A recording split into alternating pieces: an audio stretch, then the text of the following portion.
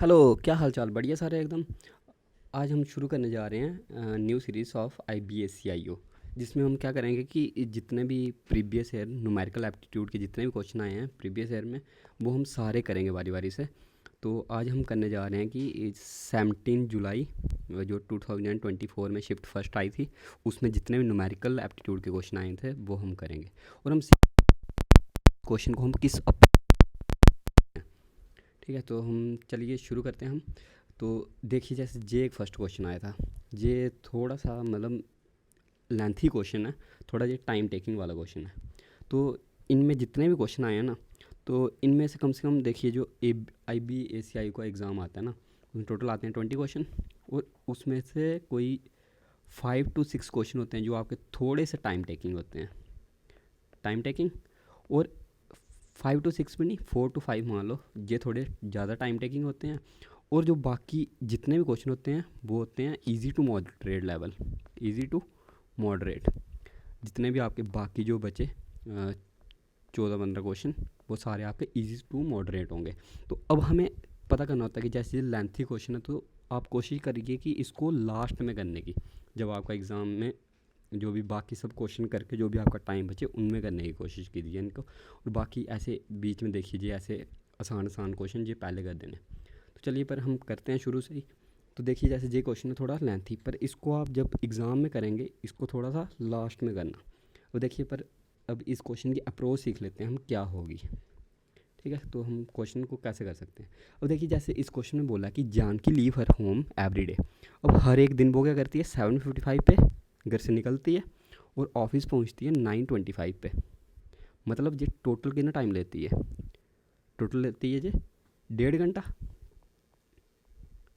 1.5 और ये होगा ना 7:55 से 9:25 तक कितना हुआ, 1.5 और।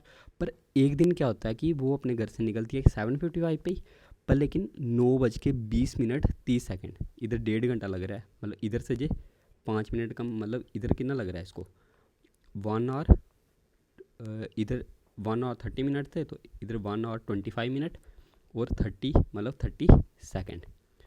अब देखो इनकी अगर हम टाइम की रेशो देखें, टाइम की रेशो, टाइम की रेशो क्या होगी इनकी। अब देखो ये कितना है, अब देखिए अगर इसको अगर हम सेकंड में कन्वर्ट करें, और अगर जहाँ तो हम इसको सेकंड में कन्वर्ट कर सकते हैं, जहाँ फिर इसको और में कन्वर्ट कर सकते हैं, पर लेकिन जब इसको और में कन्वर्ट करने लगेंगे तो वो मुश्किल हो जाएगा थोड़ा। तो हम क्या करते हैं, इसी को सेकंड में कन्वर्ट कर लेते हैं। अब देखिए ये है 1 आवर 30 मिनट, और 1 आवर में कितने होते हैं 3600 सेकेंड। मतलब ये कितने होंगे 3600 सेकेंड, प्लस आधे घंटे में कितने 1800 सेकेंड। मतलब टोटल कितने हो गए हमारे पास, टोटल कितने हो गए 5400 सेकेंड। मतलब हम लिख सकते हैं कि पहले जो टाइम लगता था वो लगता था 5400 सेकेंड, पर अब कितना लग रहा है 1 आवर 25 मिनट और 30 सेकेंड। मतलब 1 आवर मतलब 3600 सेकेंड प्लस 25 मिनट। 25 मिनट में कितने सेकंड होते हैं, 25 × 6 मतलब 150, 1500 सेकंड। और 30 मतलब टोटल हमारा कितना टाइम लग रहा है 0 3 6 5 11 5130 सेकंड जे लग रहा है।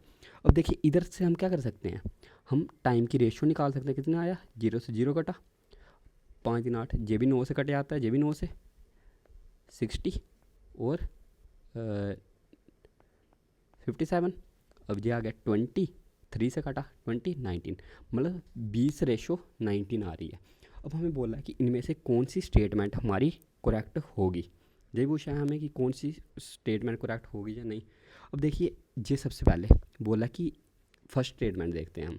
और फर्स्ट स्टेटमेंट में क्या बोला कि अगर वो 3/10 ऑफ डिस्टेंस चलती है 6/7 अपनी यूजुअल स्पीड से, और जो बाकी डिस्टेंस चलती है इतना, मतलब इधर अगर 3/10 चल रही है तो इधर कितना चलेगा 3/10, तो इधर बाकी का जितना भी 7/10 टाइम बचा वो इस स्पीड से चलेगी।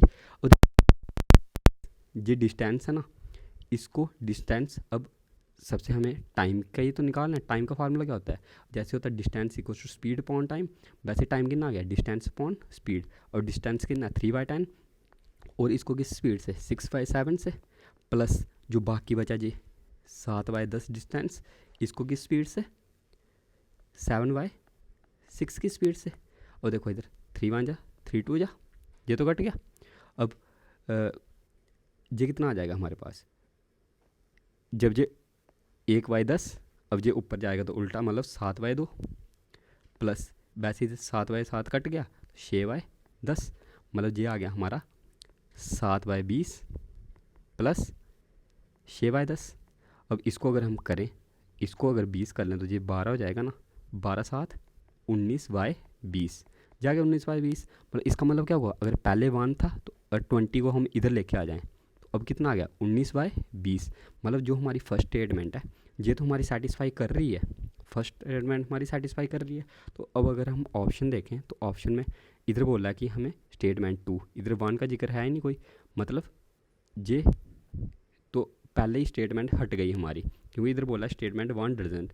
अब none of the 3 statement sports, मतलब एक तो प्रोवाइड कर रही है, तो मतलब जहाँ तो आंसर जे हो सकता है, जहाँ तो आंसर जे हो सकता है। अब हम देखते हैं कि जो हमारा बाकी बचा, 1 तो हो गया हमारा, 1 क्या है, 1 तो आंसर होगा। अब स्टेटमेंट को यहाँ 2 सपोर्ट कर रहा है, तो इसके लिए हम इसी को देखते हैं। इधर अगर 5/8 डिस्टेंस चल रहा है तो इधर कितना चलेगा 3/8। अब ये थोड़ा पेन में दूसरा लेता हूँ, इधर अगर 5/8 है, इधर कितना होगा 3/8। अब इसको चलेगा ये इस स्पीड से 5/4 से, और इसको चलेगा ये 5/6 की स्पीड से। अब 5 और 5 तो कट गया, अब इधर कितना बचा 4/8, मतलब 1/2 प्लस इधर कितना बचेगा, ये 2 3 6, 2 4 8, मतलब 9/20, 3 3 9/20 ये बचा। अब इधर जे 20, जे 10 10 9 19/20, ये भी क्या आ रहा है 19/20, मतलब पहले अगर 1 था अभी कितना होगा 19/20, मतलब जे इक्वेशन भी हमारी सेटिस्फाई कर रही है, और जे इक्वेशन भी सेटिस्फाई कर रही है, मतलब 2 सेटिस्फाई कर रहा है, तो मतलब हमारा आंसर क्या होगा, जे वाला सी पार्ट हमारा क्या होगा आंसर। क्योंकि जो बाकी जे बचा, इधर क्या बोला 3 स्पोर्ट और 2 डजंट, अगर जे हमारा आ गया तो मतलब हमें थर्ड स्टेटमेंट तो ऑटोमेटिकली पता लग गई, तो थर्ड स्टेटमेंट डजंट ही होगी, क्योंकि और कोई ऑप्शन ही नहीं है, तो मतलब थर्ड स्टेटमेंट को करने का कोई फ़ायदा भी नहीं है, तो सीधा हमने आंसर लगा लिया सी पार्ट। तो इस क्वेश्चन को हम इस अप्रोच से कर सकते थे, ठीक है, ये समझ लग गई।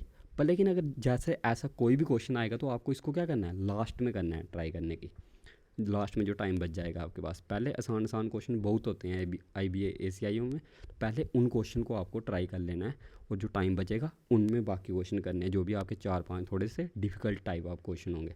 जैसे ये क्वेश्चन है, ये भी थोड़ा लेंथी क्वेश्चन लग रहा है, इसको हम क्या करेंगे लास्ट में करेंगे, पर लेकिन इधर तो हम पहले ही कर लेते हैं। अब देखिए जैसे इस क्वेश्चन में बोला है हमें, अब देखो इस क्वेश्चन में क्या बोला है हमें,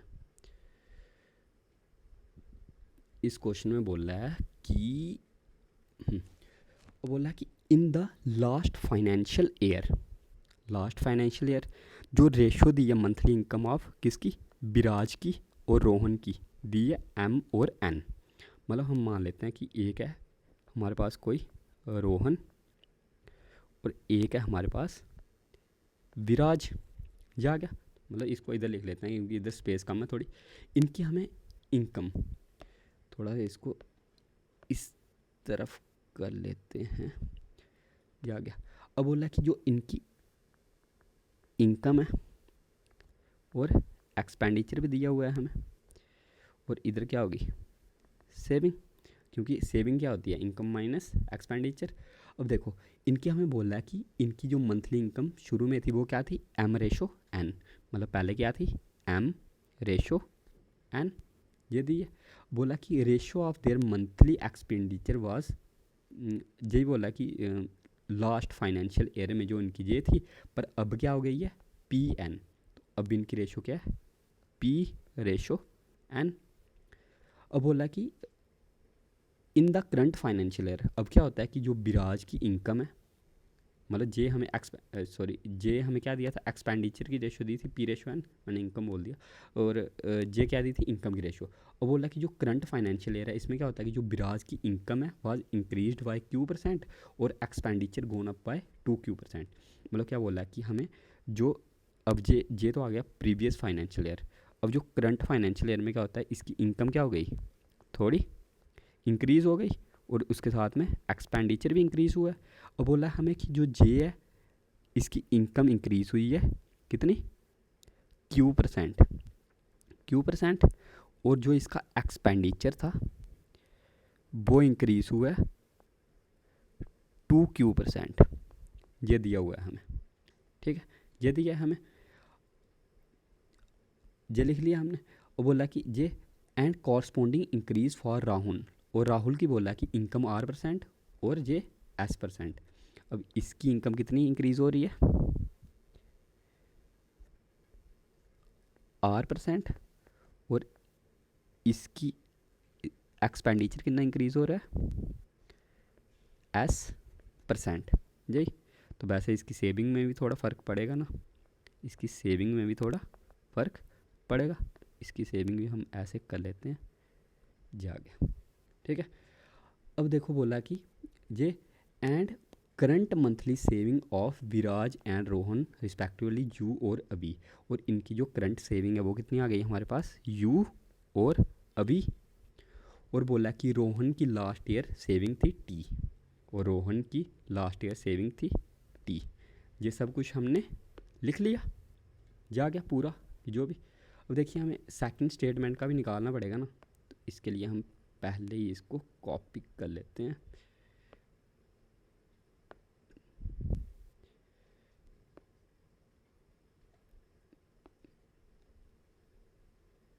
इसको थोड़ा सा साइड में रख लेते हैं, जा गया।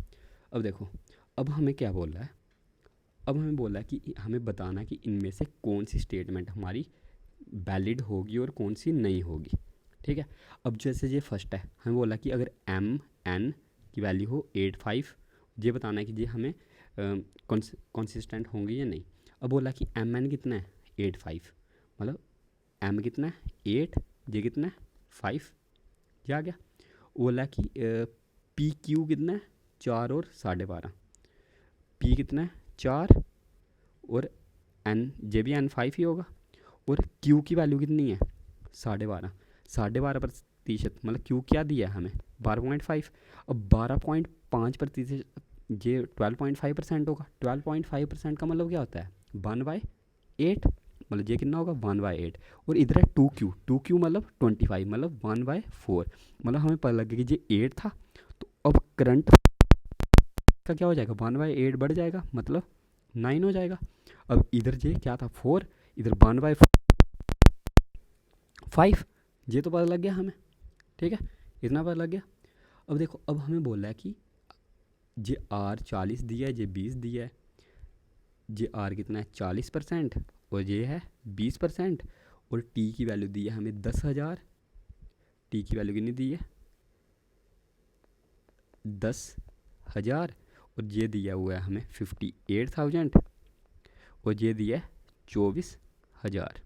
तो अब हमें बताना है कि ये कंसिस्टेंट होगा या नहीं, मतलब ये इक्वेशन पूरी सेटिस्फाई करेगी या नहीं। और देखो ये 8 से कितना हो रहा है 9, ये 4 से कितना हो रहा है 5। अगर हम ऐसा मान लें कि इधर 8x है, ये 5x होगा, इधर 4y है तो ये 5y होगा, ऐसे मान लिया हमने। अब ये 9x, ये कितना हो गया 5y, क्योंकि ये बढ़ रहा है। अब हमें देखो t की वैल्यू, अब हमें इस क्वेश्चन से क्या पता लग गया कि जो 5x माइनस 5y है वो कितना है 10,000, ये पता लग गया।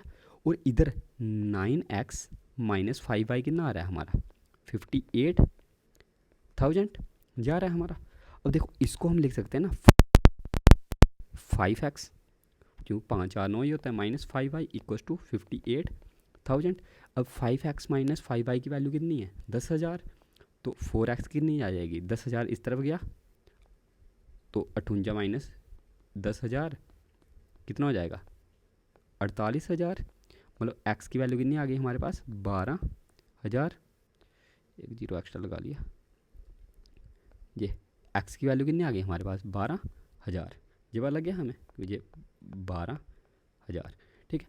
अब x की वैल्यू कितनी है 12,000, अगर इधर हम पुट कर लें x की वैल्यू 12 बन जाए 60, 60 में से 10 गए, 60 में से 10 कितने 50, मतलब y की वैल्यू कितनी आ जाएगी हमारे पास 10,000 जा गई। अब हमें बताना है कि ये इक्वेशन इधर सेटिस्फाई होगी या नहीं। अब देखो ये 5x है, 5x पे 40% बढ़े तो कितना हो जाएगा, मतलब 5 पे 2 बढ़ रहा है, मतलब ये 7x, और इधर कितना हो जाएगा 20%, मतलब 5 का 6y। हमें बताना है कि 7x माइनस 6y ये होता है 24,000 नहीं। अब देखो 12 सत्ते ये कितना हो गया 84,000, और ये 6y 6 10 से 60,000। तो जब इसको हम माइनस करेंगे आपस में कितना आ रहा है हमारे पास 24,000 ही आ रहा है। तो जे और जे इक्वली तो हैं आपस में, तो मतलब जे इक्वेशन क्या करती है सेटिस्फाई, मतलब जो हमारी जो फर्स्ट इक्वेशन थी वो क्या कर गई हमारी सेटिस्फाई। अगर फर्स्ट इक्वेशन हमारी सेटिस्फाई कर गई तो देखो only 2 has a value of the variable that are constant, सिर्फ 2 के पास तो नहीं है, जे इक्वेशन क्या आ गई हमारी गलत। अब देखिए ओनली 1 हैज, ये हो सकती है पर अभी कंफर्म नहीं है, नैदर ऑफ 2 नहीं, ये भी नहीं हो सकती। अब हमारा जो आंसर होगा जहाँ तो इस इक्वेशन में होगा जहाँ तो इस इक्वेशन में होगा। अब हमें सेकंड इक्वेशन को ट्राई करना पड़ेगा कि सेकंड इक्वेशन करेगी सेटिस्फाई या नहीं। अब सेकंड इक्वेशन को देखते हैं, इसको क्या हो गया,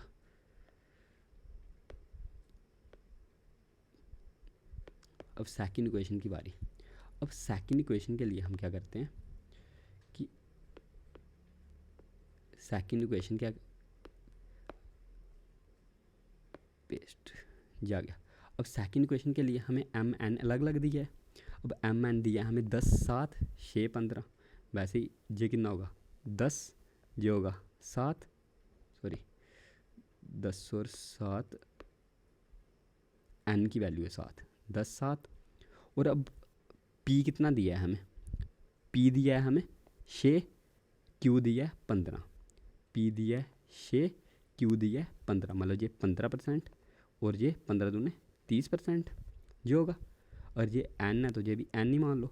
टी की वैल्यू दी है हमें 7700, टी की वैल्यू दी है हमें 7700, और आर और एस 20-40 ही और 40-20 ही हैं, ये 40%, ये 20%, और बाकी जो हमें दिया यू बी 21,530, और ये दिया हमें 21,530, और अभी की वैल्यू दी है हमें 14,140, 14,140। अब देखो अब इसमें अगर ये 10 है मतलब 10x, इसको भी हम 7x मान लेते हैं, ये 6y इसको 7y। अब ये 10x पे कितना हो रहा है 15%, 10 का 15% मतलब 1.5, मतलब ये कितना हो रहा है 11.5x, और इधर 30%, 30% मतलब 1.8, मतलब 7.8y ये हो रहा है हमारा। अब इधर से हम पता लगा सकते हैं कि हमारे पास क्या दिया है 7x माइनस 7y किसके इक्वल दिया है 7700, मतलब x माइनस वाई कितना होगा हमारे पास 1100, ये आ गया। और इधर क्या दिया है हमारे पास, इधर क्या दिया है हमारे पास 11.5x, मतलब 11.5x को हम लिख सकते हैं ना 3.7x plus 7.8x minus 7.8y हमें कितना दिया है 21,530। अब देखो 7.8 अगर इसमें से कॉमन ले लें हम, इधर बचेगा 3.7x प्लस 7.8 इंटू, अब अंदर क्या बचेगा x minus y, x minus y की वैल्यू कितनी दी है हमें 1100 इंटू 1100 इक्वल्स टू 21,530, जा गया हमारे पास, जा गया 21,530। अब देखो ये 78 इंटू 1100 कितना होता है, मतलब 7.8 इंटू 1100, 7.8 7 8 8 8 7 15 1 8 8580, ये 3.7x की वैल्यू कितनी आ गई हमारे पास 21530 इंटू माइनस 8580, मतलब ये 8 8 5 13 9 5 14 8 2 10 ये जा गई। अब देखो इधर सॉरी x भी है, तो x की वैल्यू कितनी आ जाएगी हमारे पास, जो भी हमारा 3.7 है वो डिवाइड में आ जाएगा, 3.7 डिवाइड में इधर एक जीरो लग गया। अब ये 33 3 जा कितना होता है 111, और बाकी बचे 500, मतलब 3500 की आ गई हमारे पास x की वैल्यू। अगर x हमारे पास 3500 है तो y कितना होगा हमारे पास, 35 में से 11 निकाले 2400, जा गया हमारे पास y। अब देखिए ये इक्वेशन में सेटिस्फाई करता है या नहीं, ये देखना है हमें। अब देखो जो 7x है 7x पे कितना बढ़ रहा है 40%, 40%, मतलब 7 4 जा 2.8 बढ़ रहा है, 7 8 9 9.8x हो जाएगा। वैसे ही इधर 7x पे कितना बढ़ रहा है 20%, मतलब 1.4। अब 1.4 बढ़ रहा है तो हमारे पास कितना हो जाएगा 1.4 + 7 8.4y जा गया हमारे पास।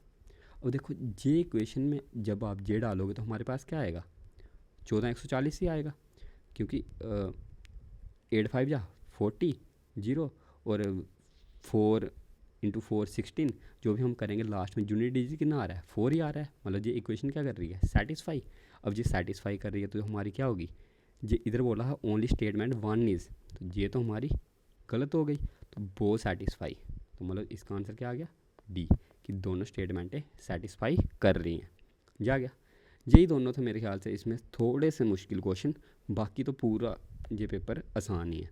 अब देखो ये वाला क्वेश्चन है जैसे, अब इस क्वेश्चन में क्या है हमारे पास, one of the easiest question है ये। वो बोला कि इतना किलोमीटर चल रहा है कितना 15 मिनट में, हमें बताना है स्पीड ऑफ ट्रेन कितनी होगी। ये कितना है किलोमीटर, हमें बताना है डिस्टेंस कितना होगा, कि हाउ मैनी किलोमीटर, डिस्टेंस कितना होगा, ये स्पीड है ये मिनट है। अब डिस्टेंस का सिंपल सा फार्मूला होता है स्पीड इंटू टाइम। अब ये टाइम कितना है 15 मिनट, मतलब 1/4 और मतलब 72.6 × 1/4। अब क्योंकि इसको कन्वर्ट करना पड़ेगा ना और में, अब ये 4 4 1 जा 4 8 जा 18.15, यही होगा आंसर। बस ये था ना ये सिंपल क्वेश्चन। ठीक है, चलो हम बढ़ते हैं हम अपने नेक्स्ट क्वेश्चन की तरफ। अब नेक्स्ट क्वेश्चन है ये। अब देखो ये मुश्किल लग रहा है मैं यूट्यूब पे मैंने बहुत से टीचर्स को देखा इस क्वेश्चन को किस मेथड से कर रहे हैं वो, कि मतलब ये है कि 1 माइनस पहले 108.75 अपॉन x इतना, फिर हमें क्या किया जो भी 1 माइनस जो भी था जो कितना था 87 लीटर हमने निकाला, ये आ गया। इस मेथड से कर रहे हैं तो, और फिर जो लास्ट में जो रेशो दी है वो कितनी आ रही है 3/8। फिर इधर से हम स्टेटमेंट बना के एक्स की वैल्यू निकाल रहे हैं। तो इस सब मेथड के करने की ज़रूरत नहीं है। अब इस मेथड से आप करने लगे आगे 2 क्वेश्चन में तो आपका टाइम लग गया होगा, अब इस मेथड से करने लगे तब तो मतलब क्वेश्चन पूरे होने तो छोड़ ही दो, नहीं होंगे। अब देखो जबकि इस क्वेश्चन को ऐसे करने की ज़रूरत थी ही नहीं बिल्कुल। अब इस क्वेश्चन में क्या था कि रेशो दी है हमें कि वाइन टू वाटर दी है जे। अब शुरू में क्या थी टोटल वाइन थी हमारे पास, शुरू में क्या थी टोटल वाइन थी। उसके बाद हमने क्या किया वही जो भी 108 पॉइंट जो भी चेंज किया, फिर उसके बाद 87 लीटर चेंज किया और फिर बाद में आ गई 3:2 आ गई हमारे पास। टोटल कितना है 5, मतलब शुरू में जो टोटल 5 थी वो तो वाइन ही थी। मतलब ऐसा होना चाहिए कि जो बाइन है बाइन क्या होनी चाहिए 5 की फैक्टर। अब 5 का फैक्टर जे नहीं है जे कटा, 5 का फैक्टर जे नहीं है जे कटा। अब 5 के फैक्टर जहाँ तो जे है जहाँ तो जे है, मतलब इन दोनों में से कोई आंसर हो सकता है ना, इन दोनों में से। अब हमें बताना है कि इन दोनों में से कौन सा होगा। अब देखिए जे वाइन है जे वाटर है।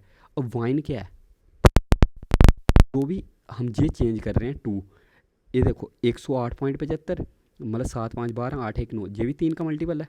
अब ये 8 7 15 ये भी 3 का मल्टीपल है, मतलब 2 को भी जो हम चेंज कर रहे हैं वो भी तो 3 का मल्टीपल है। तो हमें देखना है कि 3 का मल्टीपल कौन सा है। ये 7 4 11 ये तो 3 का मल्टीपल नहीं है, 3 का मल्टीपल था ही एक, तो ये आ गया आंसर।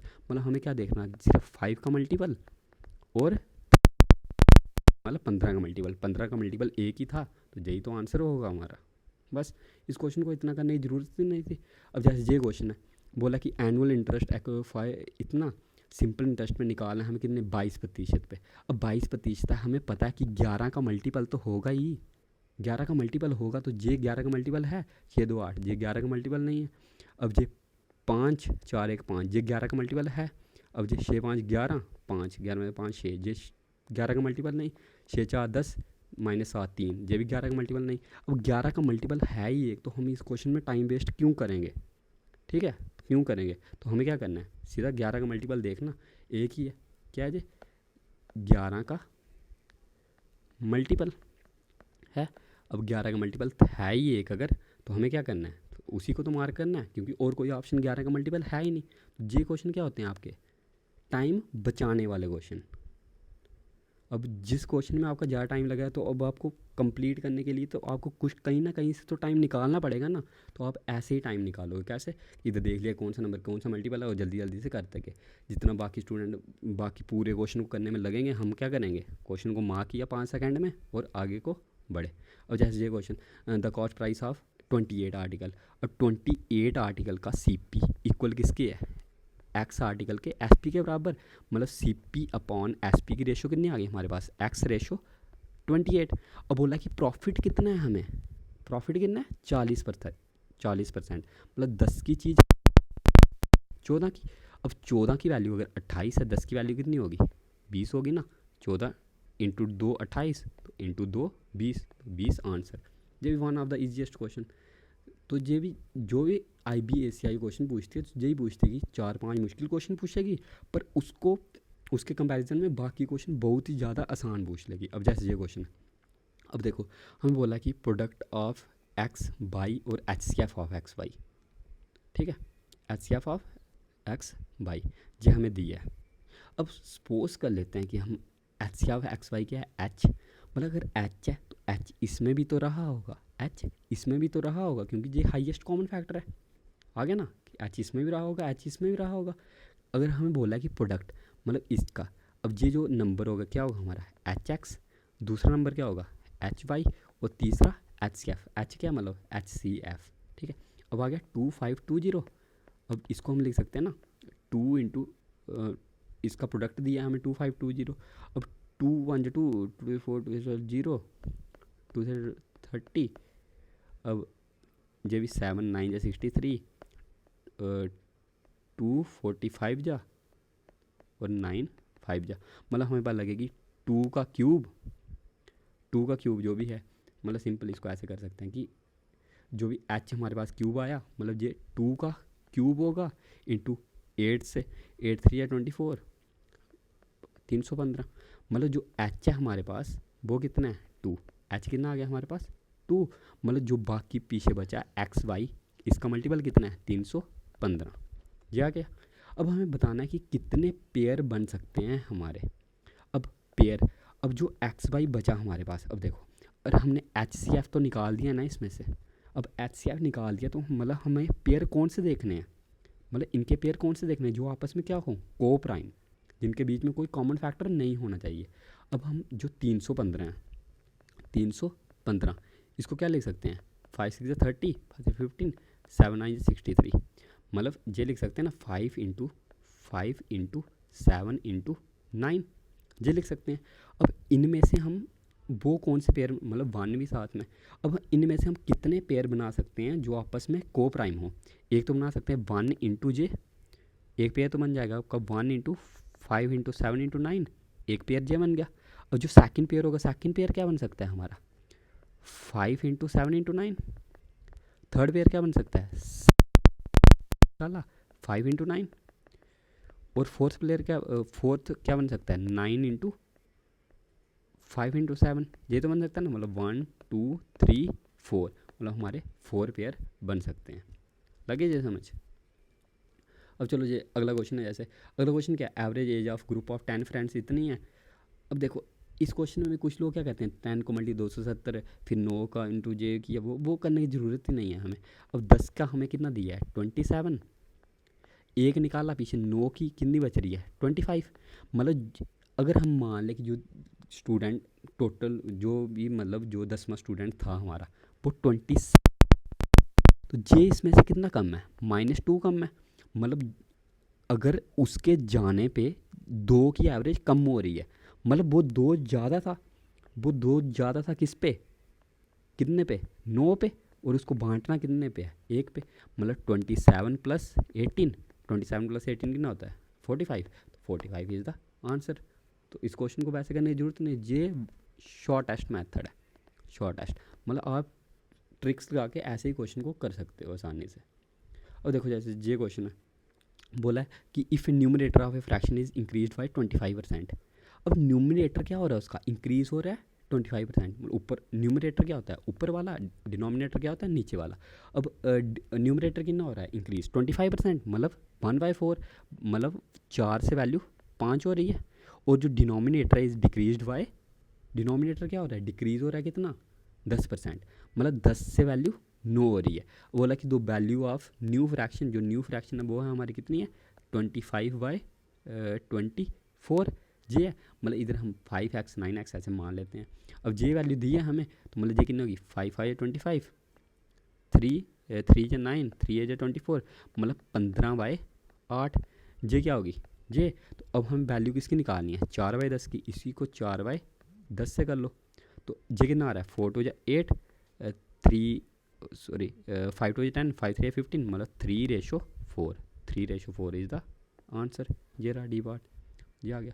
अब देखो, अब इस क्वेश्चन को बताओ करने की ज़रूरत है कोई, HCI पूछा है। ऐसे क्वेश्चन भी IBACIU पूछती है कि जिसमें मतलब हमें बिल्कुल कॉमन सेंस यूज़ करनी है। अब जैसे ये 36, अब 36 के टेबल में ये नहीं आता, 36 तो होगा नहीं, 16 होगा नहीं। अब ये 9 से बड़ा जाइए, मतलब 12 के टेबल में जे भी आता है, जे भी आता है, जे भी आता है, मतलब 12 ही क्या होगा हमारा HCI बस ये। अब जैसे जे, अब ये भी क्वेश्चन है कि ये देखने में मुश्किल लग रहा है, पर लेकिन अगर आपको कॉन्सेप्ट पता होगा ना तो आप इस क्वेश्चन को आराम से कर लोगे।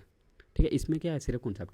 और कॉन्सेप्ट क्या है कि हमारे पास कि अगर कोई भी हमें दिया, जैसे a की पावर n है, तो अगर हमें इसके निकालने होंगे number of factors, number of factors, number of factors आपस में क्या होते हैं, मतलब जो भी पावर हो ना उसको +1 कर देना, यही तो होते हैं नंबर ऑफ़ फैक्टर।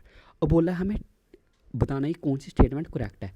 अब बोला कि 2 की पावर 10 के टोटल नंबर ऑफ़ फैक्टर कितने होंगे 11।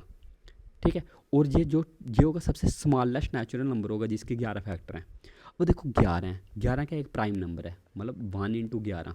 अब 2 की मतलब 2 की पावर हम 1 की जगह और कुछ तो ले ही नहीं सकते हम, तो क्योंकि ये है प्राइम नंबर है, तो मतलब ये स्मॉलेस्ट ही होगा। ठीक है, अब ये अगर प्राइम नंबर है तो ये क्या होगा स्मॉलेस्ट ही होगा, मतलब फर्स्ट स्टेटमेंट हमारी करेक्ट होगी, क्योंकि इधर 10 है, 10 + 1 11, 10 + 1 एन की वैल्यू क्या है 10, 10 + 1 11, मतलब इसके 11 ही फैक्टर होंगे। और ये क्या है प्राइम नंबर है, मतलब ये स्मॉलेस्ट वैल्यू होगी, फर्स्ट स्टेटमेंट इज़ करेक्ट। अब बोला कि ये 2 की पावर 11, मतलब इसके 11 + 1 12 फैक्टर हो गए, 12 फैक्टर तो लिखे हैं, पर हमें बोला है स्मॉलेस्ट, और स्मॉलेस्ट का चक्कर है। अब देखो ये 12 है, 12 को हम लिख सकते हैं ना 3 × 4, 3 × 4। अब 3 × 4 का मतलब, 3 × 4 का मतलब कि 3 × 4 अगर ऐसे है तो मतलब जो पावर रही होगी हमारी इससे 4 से a कम, मतलब 3 और 2 रही होगी, मतलब हम ऐसे लिख सकते हैं 2 की पावर 3 की पावर 2, मतलब जो सबसे बड़ा होगा उसको 2 की पावर, फिर ऐसे ही बढ़ते आना आगे को। अब बोला है कि 2 का क्यूब, 2 का क्यूब कितना होता है 8 × 72, मतलब हमारे पास 72 एक ऐसा नंबर आ गया जिसके भी क्या बन रहे हैं हमारे 12 फैक्टर ही तो बन रहे हैं, पर जो स्मॉलेस्ट कोडी हो इसके 12 फैक्टर तो हैं, पर लेकिन स्मॉलेस्ट नंबर जिसके 12 फैक्टर होंगे वो क्या है 72, क्योंकि हम 72 को लिख सकते हैं ना 2 का क्यूब × 3 का स्क्वायर, मतलब इसके टोटल नंबर ऑफ फैक्टर कितने हुए 3 + 1 4 × 2 + 1 3 12, क्योंकि n + 1 होते हैं फैक्टर, इसके फैक्टर कितने होंगे 3 + 1 4, और इसके फैक्टर कितने होंगे 2 + 1 3, मतलब 4 दिए 12, मतलब सबसे छोटा नंबर 72 है जिसके 12 फैक्टर है। पर इधर बोला है कि 2 की पावर 11 है हमारे पास जिसके सबसे स्मॉलेस्ट नंबर है जिसके 12 फैक्टर है। ये तो गलत हो गया क्योंकि स्मॉलेस्ट नहीं है ये, इसके 12 फैक्टर तो हैं पर लेकिन स्मॉलेस्ट नहीं है, मतलब स्टेटमेंट 2 इज़ रॉन्ग। और स्टेटमेंट 2 इज़ फॉल्स किस में दिया है, इसमें बोला कि all of 3 statement given are true, ये तो गलत हो गया। स्टेटमेंट 1 और 2 आर ट्रू बट 2 तो हमारी क्या है गलत है, तो ये भी स्टेटमेंट गलत। अब बोला कि नन ऑफ 3, ये भी गलत क्योंकि फर्स्ट तो ठीक है। अब बोला स्टेटमेंट, अब 3 को चेक करने की ज़रूरत ही नहीं है, 3 तो ठीक होगी ऑटोमेटिकली, 12 13 स्मॉलेस्ट ये तो ठीक ही है, तो मतलब यही हमारा क्या आंसर आ गया डी इज़ द आंसर। ठीक है, इस क्वेश्चन में कोई डाउट थोड़ी है किसी को, और होगा तो कमेंट सेक्शन में बता देना मेरे को। अब बोला कि जे अब नेक्स्ट क्वेश्चन बोला कि if the interest is compound halfly calculate the amount when is 4000। अब बोला कि हमें क्या निकालना है अमाउंट निकालना है, अमाउंट इसमें क्या बोला अमाउंट निकालना है, मतलब 4000 तो होगा प्लस कुछ भी होगा। अब बोला कि कंपाउंड इंटरेस्ट बोला है हमें हाफ ईयरली का, कितने 1 साल के लिए। अब हाफ ईयरली का 1 साल मतलब, और ये 22% क्या लग रहा है पर एनम का, हाफ ईयर का कितना लगेगा 11%। अब 11% लग रहा है, मतलब 11 का मल्टीपल होना चाहिए। अब 11 का मल्टीपल हम कैसे देखेंगे, पर वो देखना है हमें 11 का मल्टीपल हम कैसे देखेंगे। अब बोला हमें क्या निकालना है अमाउंट निकालना है ना, अब हमें जो भी हमारा कंपाउंड इंटरेस्ट आएगा वो हमारा 11 का मल्टीपल होगा, पर लेकिन 4000 थोड़ी होगा। मतलब 4000 को छोड़ के जो भी नंबर होगा वो 11 का मल्टीपल होना चाहिए। और देखो इधर 4000 को हम कर लें, 4000 को हटा लें, 4000 को हटा लें, 4000 को हटा लें, तो इधर कितना बचता, 4000 को 12 4.9। और देखो जे 11 का मल्टीपल है, 9 8 17, 4 2 6, 17 माइनस 6 11, 11 का मल्टीपल है। जे 8 2 10, 8 8 16, मतलब 16 माइनस 10 6, 11 का मल्टीपल नहीं है। अब जे 8 5 13, 5 2 7, 13 माइनस 7 6, जे भी 11 का मल्टीपल नहीं है। अब इधर जे, अब 11 का मल्टीपल सबको पता है ना कि 11 का मल्टीपल क्या होता है। हम नंबर ऑफ प्लेसेस और डिजिट पे और number of places even digit पे हम आपस में माइनस करते हैं, तो वो 11 का मल्टीपल आना चाहिए या 0 आना चाहिए। अब इधर देखो 109 मतलब 10, 4 2 6, 10 में से 6 निकाले 4, तो ये भी 11 का मल्टीपल नहीं है क्योंकि 4 नहीं है। तो एक ही नंबर है जो 11 का मल्टीपल है, तो यही हमारा आंसर होगा। ठीक है, और हमें इसको पूरा निकालना ही, तो कैसे निकाल लेंगे। अगर बाई चांस इधर 11 का मल्टीपल कुछ और भी होता तो हम कौन से मैथड से इसको कर सकते थे, अब हम वो देख लेते हैं। अब देखो हमें क्या बोला है, हमें क्या बोला है, compound interest half yearly. Half yearly मतलब जो अगर 22% लग रहा है फुल ईयर का, हाफ ईयर का कितना होगा, हाफ ईयर का कितना होगा 11%। मतलब जो में 11% लगेगा, अगले 6 महीने 11% प्लस लगेगा, इसका 11% कितना होगा, 11 इंटू 11/100, मतलब 121, 1.21। ठीक है, ऐसे ही करते हैं ना। अब देखो 11 11 22, 23.21, और 23.21 किसका, किसका निकालना है हमें, 4000 का। जब इसको आप मल्टीप्लाई करोगे तो कितना आएगा, 2.1 इंटू 4, सॉरी पॉइंट लगा लिया मैंने, 232.1 इंटू 4, जे 4 1 4, 4 2 जे 4 3 12, 4 2 9, 9 टू 8.4, 9 टू 8.4, तो यही हमारा आंसर। लगे समझ। चलिए हम बढ़ते हैं हम अपने नेक्स्ट क्वेश्चन की तरफ। अब इस क्वेश्चन कैसे कर सकते थे हम कि Rohan purchase an item for इतना % discount on the part payment made in cash. अगर वो कैश में पेमेंट देता है तो उसको इतना क्या होगा, डिस्काउंट मिलेगा। ठीक है, और बोला कि एंड % सरचार्ज। अब सरचार्ज क्या होता है कि डिस्काउंट क्या होता है कि हम पैसे कम, सरचार्ज क्या होता है कि जो एक्स्ट्रा हमें देने पड़ते हैं, कि अगर हम वो क्रेडिट कार्ड यूज़ करता है तो उसको सरचार्ज करना पड़ेगा इतना। बोला कि if Rohan would have paid entire amount in cash. अब बोला कि अगर वो पूरा अमाउंट कैश में पे करता तो उसको 22 रुपये देने पड़ते, पर लेकिन उसने किया क्या बेवकूफ़ ने कि उसमें से कैश में पेमेंट किया। मतलब अगर टोटल अमाउंट उसका 40964 है, उसमें से उसने कैश में पेमेंट कितना किया, 29064, मतलब ये तो आ गया कैश पेमेंट। अब उसने क्रेडिट कार्ड से कितना पेमेंट किया होगा, इसमें से जो बचेगा 009 9 1 10 1, मतलब उसने क्रेडिट कार्ड से पेमेंट कितना किया, क्रेडिट कार्ड से पेमेंट कितना किया 11900, जो उसने क्रेडिट कार्ड से पेमेंट किया। हम बोला कि जो ओरिजिनल अगर पूरा अमाउंट ही कैश में करता तो उसको कितने रुपये पे करने पड़ते। अब बोला कि जो उसका इतना अमाउंट होगा उतने पे उसको क्या लगा होगा, सरचार्ज लगा होगा किसका, 6.25%। अब 6.25% क्या होता है, मतलब 1/16, मतलब उसने क्या किया था, 16 की चीज़ 17 की खरीदी। अब 17 की वैल्यू कितनी है, इतनी, मतलब हम एक की वैल्यू निकाल सकते हैं कितनी होगी। अब 17 की वैल्यू कितनी, इतनी, मतलब एक की वैल्यू कितनी होगी, 17 7 जा 700, और 16 की वैल्यू कितनी होगी, 16 इंटू मतलब 112। मतलब असल में जो अमाउंट था वो कितना था, 11200, जिसके उसने कितने दिए 11900, मतलब 700 रुपये तो कम हो गए।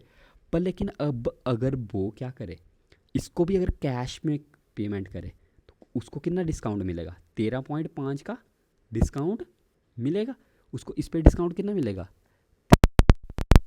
5% का। मतलब उसको पे कितना करना पड़ेगा, पे कितना करना पड़ेगा उसको, मतलब 13.5% है, 13.5%। मतलब इसको अगर हम करना हो तो इसको लिख सकते हैं ना हम 27 200 27/200 मतलब 200 की चीज़ होगी अगर, तो उसको पे कितना करना पड़ेगा, 200 की चीज़ में कितना पे करना पड़ेगा उसको, मैं 200 में से 27 गए मतलब 173 पे करना पड़ेगा।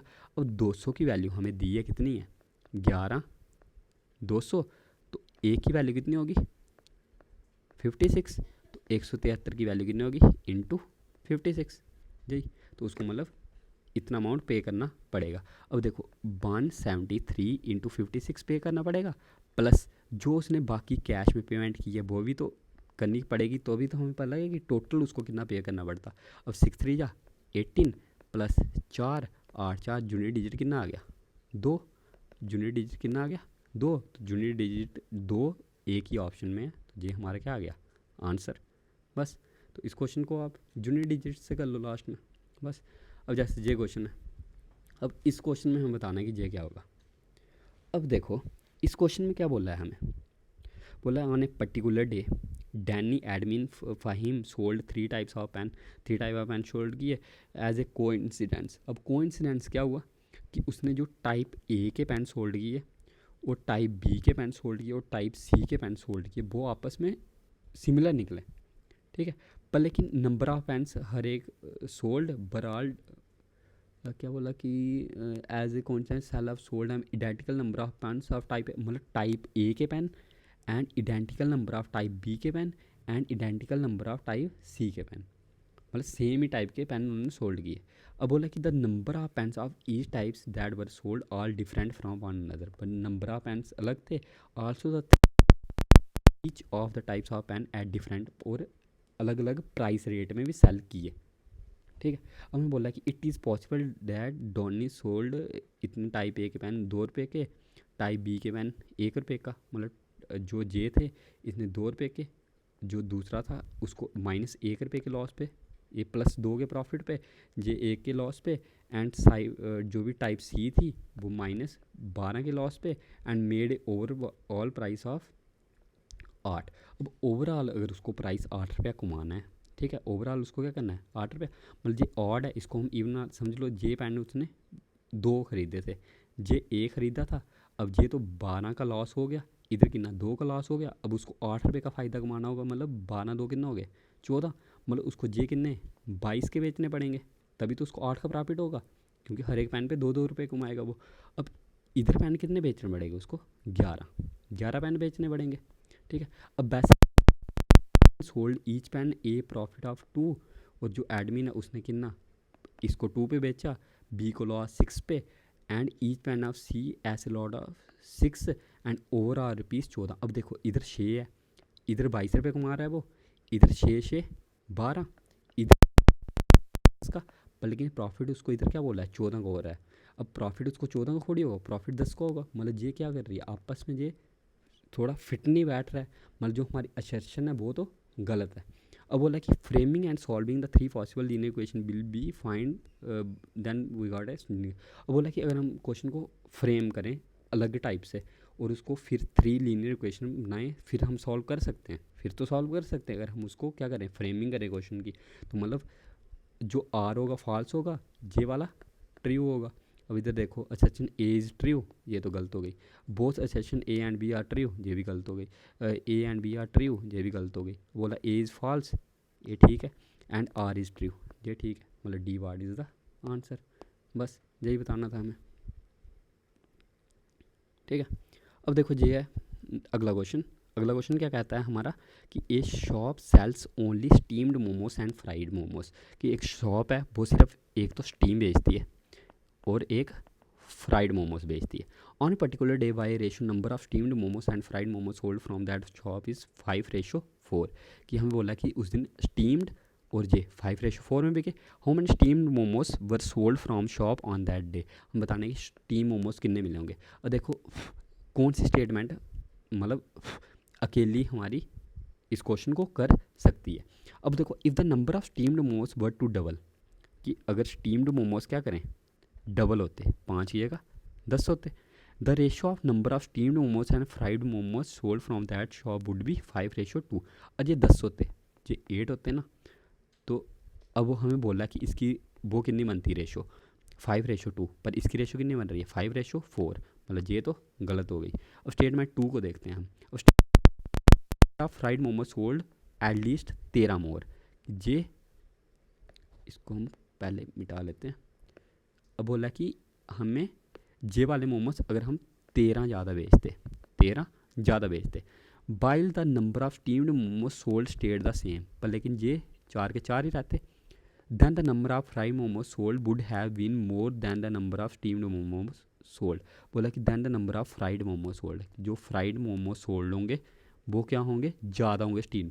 अब अगर ये पहले के ज़्यादा और बेच रहे हैं ज़्यादा, तो मतलब ये तो ज़्यादा ही रहेंगे, ये इससे बड़ा ही रहेगा, ये तो इससे कम, क्योंकि ये पहले तो ज़्यादा थे पर लेकिन एक्स्ट्रा भी हम इन्हीं को बेच रहे हैं। अगर एक्स्ट्रा इनको बेचते तब हो सकते थे, क्या पता ये ज़्यादा हो जाए, पर लेकिन एक्स्ट्रा भी तो इन्हीं को बेच रहे हैं, और एक्स्ट्रा इन्हीं को बेच रहे हैं, मतलब ज़्यादा क्या होंगे स्टीम्ड मोमोज। पर इधर क्या बोला है, मतलब जे भी स्टेटमेंट क्या हो गई, गलत। मतलब हमारे पास क्या गया, दोनों स्टेटमेंट गलत। The data in statement loan, ये तो नहीं। The statement in 1 and 2 both taken together not sufficient question, यही आंसर। द एदर, ये भी तो गलत। स्टेटमेंट इन 1 इज़ लोन, ये भी गलत। तो हमारा आंसर क्या होगा, बी पार्ट, कि दोनों से हम सॉल्व नहीं कर सकते हैं, चाहे इसको एक साल लो चाहे नहीं। ठीक है, जा गई ना समझ। अब देखो ये वाला क्वेश्चन, क्वेश्चन नंबर 16। अब क्वेश्चन नंबर 16 क्या है, x income is 44% more than y. ठीक है, अब एक्स वाई, अब हमें बोला है कि जो एक्स है 44% है, 44% क्या है, ज़्यादा है वाई से। मतलब अगर जे 100 है, जे 144 होगी, इतना सिंपल। बोला कि but percent of y income less than x income, कि मतलब जे इससे कितना कम होगा, जे इससे कितना होगा, 44 कम होगा किस पे, 144 पे, तो 100 पे कितना होगा, यही बताना है हमें। अब ये 4 से कट जाता है, 4 11 जा, अब 4 6 जा 24। अब ये और किसे, मतलब 1100 बाई 36, 1100 बाई 36 आ गया। अब 36 तिया कितना होता है, 36 तिया 6 3 8 9 10 108, मतलब त्रिया 108। अब 2 कैरी 2 0 0, मतलब 30 पॉइंट समथिंग वाला। अब 30 पॉइंट समथिंग वाला एक ही ऑप्शन है, तो यही होगा 30 पॉइंट समथिंग वाला, एक ही ऑप्शन, ये आंसर। ठीक है, लगे समझ। अब ये अगला क्वेश्चन, ये अब हमें बोला है कि ए क्यूब। अब इसके लिए हमें पता होना चाहिए कि, इसके लिए आपको एक कॉन्सेप्ट पढ़ा देता हूँ। अब कॉन्सेप्ट क्या है कि हमारा ए क्यूब माइनस बी क्यूब क्या होता है हमारे पास, ए क्यूब, अगर इधर माइनस है तो इसका फार्मूला होता है ए माइनस बी। ठीक है, ए माइनस बी तो होगा क्वेश्चन में, ए माइनस बी इंटू ए स्केयर प्लस प्लस, और इधर हमें निकालना हो ए क्यूब प्लस, क्या होता है ए प्लस बी, इधर तो प्लस आएगा पर लेकिन ए माइनस ए बी। ठीक है, मतलब इधर माइनस है तो इधर माइनस, पर इधर सारा प्लस, और इधर, लेकिन इधर क्या होगा एक माइनस, तो जे हमारा क्या है फार्मूला। अब इधर बोला था ए क्यूब माइनस जे दिया है, तो हमें ए स्केयर प्लस बी स्केयर निकालना था। अब देखो ए क्यूब माइनस बी क्यूब, ए क्यूब माइनस बी क्यूब का फार्मूला क्या होता है, मतलब 602 किसके इक्वल है, a minus B. A minus B क्या है 2 इंटू ए स्केयर प्लस बी स्केयर, ए स्केयर प्लस बी स्केयर। अब क्या दिया है, प्लस ए बी, ये निकालना था। अब हमें प्लस से बी का चक्कर पड़ा कि प्लस से बी कैसे निकाल सकते हैं। तो अगर हम इसको कोई और मेथड से कर सकते हैं, बोला square plus B square, B cube A square plus B square. देखो कि ए माइनस बी है, अगर हम ए माइनस बी का स्केयर निकाल लें, ए माइनस बी का स्केयर निकालें, मतलब A square plus B square minus 2ab equals to कितना आ गया हमारे पास 4।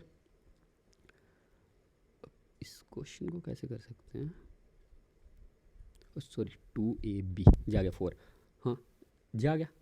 अब देखो जो ए स्केयर प्लस बी स्केयर है, ए स्केयर प्लस बी स्केयर, मतलब हम ए स्केयर प्लस बी स्केयर निकालना ना हमें, तो अगर देखो इधर हम ए बी की जगह लिख सकते हैं ना कि 4 माइनस ए स्केयर माइनस बी स्केयर, मतलब रुको आपको दोबारा से करवाता हूँ ये क्वेश्चन।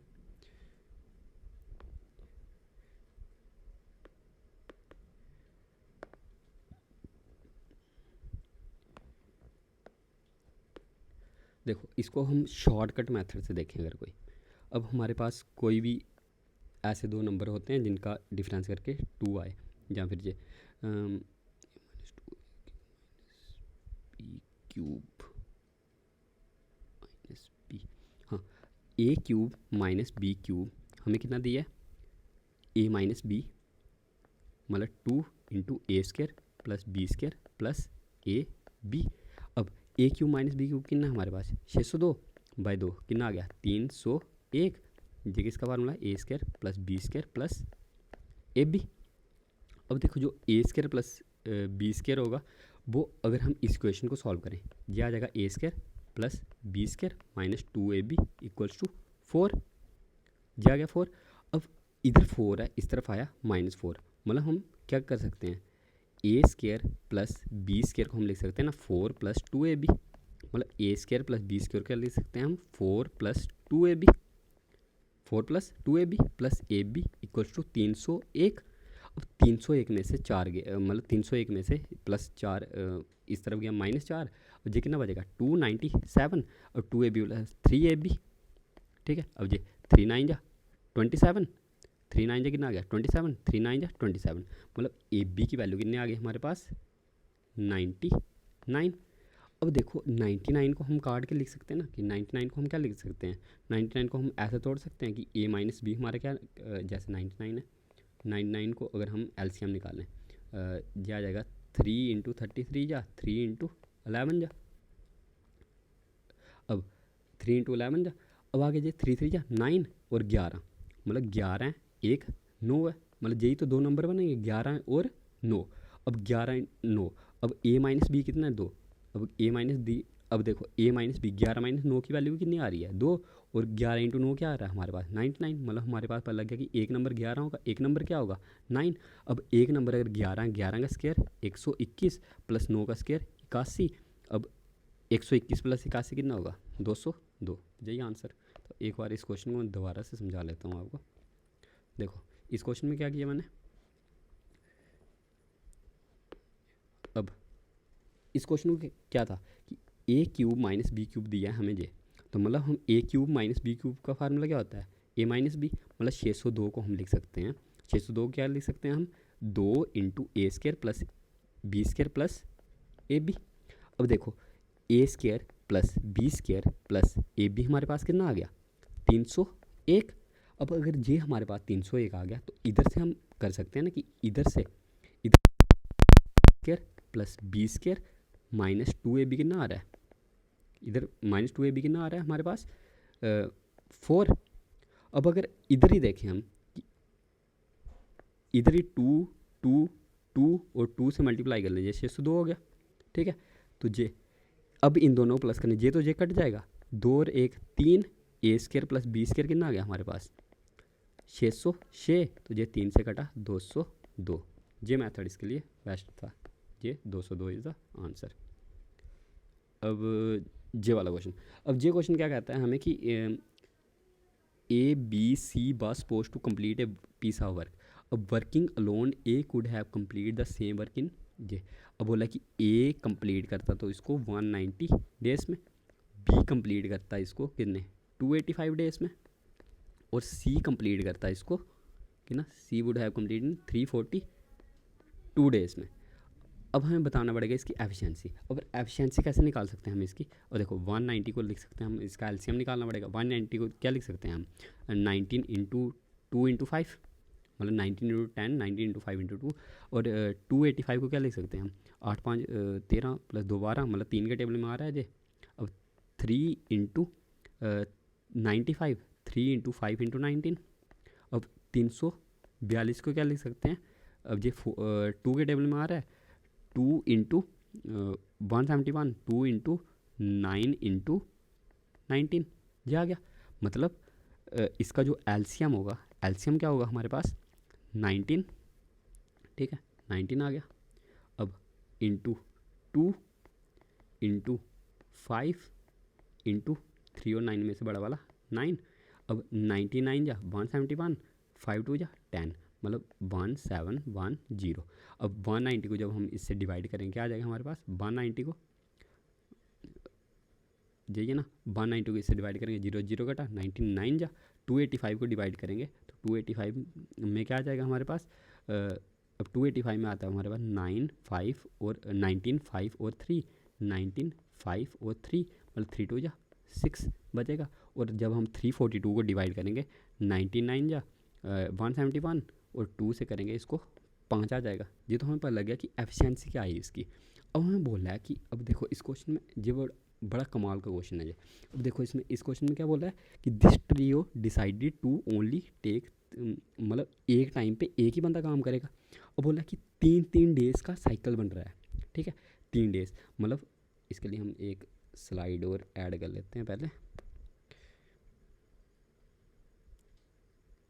Insert blank side. हाँ अब देखो इस क्वेश्चन में क्या बोल रहा है कि ट्रियो बन रहा है, मतलब पहले 3 डेज होंगे जो 3 डेज, फिर 3 डेज। अब इधर फर्स्ट डे ए काम करेगा, सेकंड डे बी काम करेगा, थर्ड डे सी, फिर ए बी सी, फिर ए बी सी, ऐसे 3 दिन तक क्या करेंगे जी, अल्टरनेटली काम करते रहेंगे बार बार। अब हमें क्या बोला है कि this trio 3 would have work on point on time. जो फर्स्ट साइकिल होगा इसका क्या होगा, फर्स्ट साइकिल में क्या डे ए करेगा कितना 2 घंटे के लिए डे 1 में, बी वर्कड फॉर 2 और डे 2 के लिए, वैसे ही सी वर्क करेगा 2 और डे 3 के लिए। मतलब इधर क्या करेगा ए काम 9, इधर 6, इधर 5 कितने 2 और के लिए। अब जो नेक्स्ट डे होगा, नेक्स्ट साइकिल में क्या होगा, जो नेक्स्ट साइकिल होगा उसमें 2 की जगह 4 और काम करेंगे जी, फिर 6 और काम करेंगे, वैसे ही काम बढ़ जाएगा 6 फिर 8 फिर 10 फिर 12 16, मतलब 2 का गैप पे बढ़ता जाएगा काम, ठीक है। अब हमें बताना है कि वर्क पूरा कंप्लीट कितने दिनों में होगा, यही बताना है हमें। अब देखो 9 6 15 5 20, मतलब ये 20 काम करेगा, फर्स्ट डे कितना करेगा 2 घंटे। अब ये 20 काम अगले दिन कितना करेगा 4 घंटे, 20 काम अगले दिन कितना करेगा बोलो 6 घंटे, वैसे 20 काम अगले दिन 8 घंटे, फिर 8 से 10 घंटे, फिर ऐसे ऐसे बढ़ते जाएगा 3 दिन का गैप। अब देखो इसमें हमें क्या करना है कि हमें टोटल 1710 काम करवाना है। अब देखो इसमें जो 3 का मल्टीपल, इससे पहला नंबर कौन सा आ सकता है 24, 24 इन मतलब 26 से पहला नंबर 24, 25.5 से पहला नंबर 24, मतलब 24 क्या है 3 का मल्टीपल। मतलब हम पहले 24 डेज़ तक काम करवा के देख लेते हैं कि 24 डेज़ तक काम कितना हो जाएगा, ठीक है। अब देखो 28 डेज़ मतलब इधर 3 काम इधर 3 काम इधर 3 काम, मतलब 8 साइकिल्स तक काम चलेगा। कितना काम चलना चाहिए 8 साइकिल्स तक काम चलना चाहिए। अब देखो फर्स्ट कितना कर रहा था 40 प्लस 80 120 प्लस 100 आंटो कितना 8 साइकिल तक काम चलाना है हमें, ठीक है। मतलब अगर 40 हम कॉमन ले लें 1 प्लस 2 प्लस 3 प्लस 100 आंटो 8 तक, ये कितना आ जाएगा 24 डेज़ का काम, ठीक है। अब देखो ये तो नेचुरल नंबर का सम तो सबको पता होगा, सम ऑफ नेचुरल नंबर क्या होता है n/2 ए फर्स्ट प्लस ए लास्ट, मतलब 40 इंटू 8/2 8 प्लस 1 9, 2 4 जा 8 9 4 जा 36 और 36 इंटू 4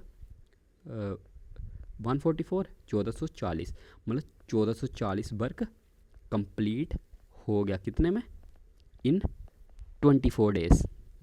24 डेज़ में 1440 वर्क हो गया, पर टोटल काम कितना था 1710। इसमें से अगर हम 1440 निकाल दें कितना बचता है पीछे 2 7 270 क्या है रिमेनिंग। अब जो रिमेनिंग काम है उसको भी क्या करेगा, पहले दिन ए करेगा, दूसरे दिन बी करेगा, तीसरे दिन सी करेगा। पर लेकिन अब 8 साइकिल तो कंप्लीट हो गए हैं साइकिल, अब 8 साइकिल में अगर वो काम कर रहा था तो 9th साइकिल में कितना करेगा काम 18 आवर्स। अब ए कितना काम करता है 9, बी कितना करता है 6 और सी कितना करता है 5, मतलब ये 18 घंटे करेगा, ये भी 18 घंटे करेगा, ये भी 18 घंटे करेगा। अब जो 25th डे होगा उस दिन काम कितना होगा 18 इंटू 9, और 26th डे में काम कितना होगा 18 इंटू 6, रिमेनिंग काम कितना 270। अब 18 तो कॉमन आ गया, 9 से 15, 15 इंटू 18 कितना होता है 270। मतलब जो अगले 2 ही दिन में काम कंप्लीट हो जाएगा, ये सी को करने की ज़रूरत पड़ेगी ही नहीं। मतलब 24 दिन पहले काम हो गया था, प्लस 2 दिन और किया, मतलब टोटल कितने लगे 26 डेज़। और 26 डेज़ में पूरा काम कंप्लीट हमारा हो गया। 26 मतलब ये ए पार्ट। तो इस 26 डेज़ में क्या हो गया, पूरा काम कंप्लीट हो गया हमारा। ठीक है। अब देखो ये नेक्स्ट क्वेश्चन है 19। अब 19 क्वेश्चन क्या कहता है हमें कि हाँ, अब ये क्वेश्चन देखते हैं। ये क्वेश्चन क्या था कि 1/3 of the first number is equal to the. अब 1/3, अब एक नंबर हम x, एक y, एक z ऐसे मान लेते हैं। अब हमें बोला कि 1/3 of first number is equals to 2 second number. ये आ गया। अब x रेशो y कितना होगा हमारे पास 3 टू या 6:5। मतलब ये पता लग गया हमें, ये कितना होगा 6:5। अब बोला कि एंड द 2/3 ऑफ कितना सेकेंड नंबर। सेकेंड नंबर क्या है y is equals to 1/7 of third number, मतलब z। मतलब ये कितना हो गया y अपॉन z कितना आ जाएगा हमारे पास 3:14। 3:14 मतलब ये होगा 3:14। तो अब हमें बोला कि the sum of 5 times the third number and half of the square of the first number इतना। हमें वैल्यू बतानी है सेकंड नंबर की क्या होगी। ठीक है। अब वैल्यू बतानी है हमें। अब इसको अगर हमें बराबर करना पड़ेगा, तो मतलब इसको 5 से मल्टीप्लाई करना पड़ेगा, इसको 3 से मल्टीप्लाई करना पड़ेगा। मतलब एक्स वाई जेड की रेशो कितना आ जाएगी 6 3 जा 18, 5 3 जा 15, 14 5 जा 70। मतलब हमें पता लग गया जो बाई की सेकंड नंबर पूछा था, बाई की वैल्यू क्या होगी 15 का मल्टीपल। अब 15 का मल्टीपल इधर 2 है, मतलब ये तो होगा नहीं, ये तो होगा नहीं, जहाँ तो ये हो सकता है आंसर, जहाँ तो ये हो सकता है आंसर। अब अगर इधर डायरेक्ट होता तो हम सीधा निकाल देते, ठीक है, पर लेकिन डायरेक्ट नहीं है इधर। अब हमें बोला है कि the sum of 5 times the third number, 5 times the third number, मतलब 7 5 या 35, मतलब 350 plus and half the squares of the first number. मतलब इधर आ गया 9 इसका स्क्वेयर। हमें बोला कि ये किसके इक्वल है 1348, 1348। और देखो 9 का स्क्वेयर कितना होगा, 9 का स्क्वेयर कितना होगा, मतलब इधर 9 एक्स था तो मतलब 81 एक्स स्क्वेयर। ये कितना है 1348। अब अगर इधर हम वैल्यू निकालें एक्स की, ठीक है, जो भी इक्वेशन को सॉल्व करके हम वैल्यू निकालेंगे एक्स की, वो तो ऐसा होगा ना कभी।